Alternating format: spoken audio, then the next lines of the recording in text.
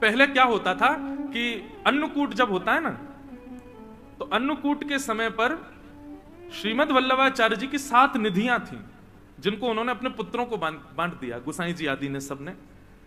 एक निधि वहीं श्रीनाथ जी के बगल में विराज रहे हैं श्री विठलनाथ जी।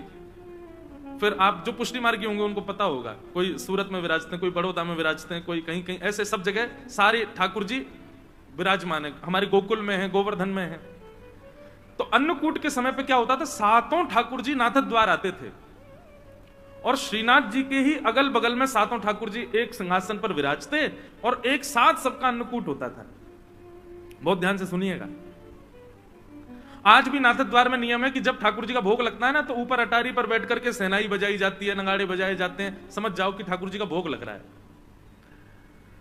तो अन्नकूट के समय पर 7 ठाकुर जी आए और श्रीनाथ जी के सामने अन्नकूट रखा गया। बढ़िया प्रेम से ठाकुर जी ने आरोगने के बाद अन्नकूट आदि सब समेट दिया। 7 निधि अपने अपने स्थान को चले गए। तो एक दिन रात्रि में शयन कराने के बाद जैसे ही मुखिया जी, जो पुजारी जी हैं, वो अपने शयन में गए, तो ठाकुर जी स्वप्न में आ गए श्रीनाथ जी, और स्वप्न में ऐसे आके बैठ गए रूठ के। तो गोसाई जी बोले, मुखिया जी बोले, जय जय, कहा भयो, आप उदास लग रहे हो, तो कमी रह गई, कल तो अन्नकूट पाए हो आपने, चकाचक भोजन किया है, अब तो आनंद आ रहा होगो। श्रीनाथ जी बोले, मेरो पेट ना भरो, यही मारे तुम्हें दुखी है रहूं। बोले क्यों, पेट क्यों ना भरो?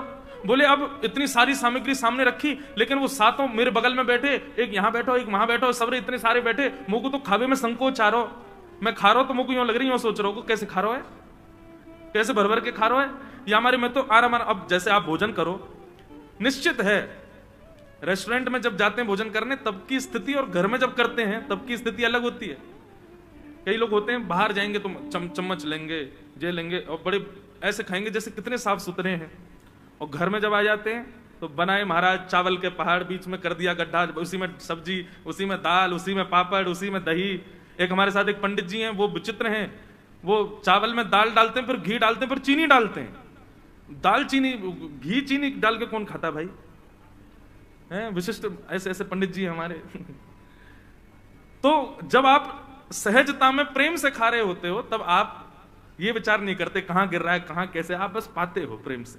लेकिन 4 लोग बैठे हो तो निश्चित है कि आपका मन भी होगा तो आपको नहीं नहीं बस ठीक है, इतना ही रहने दो।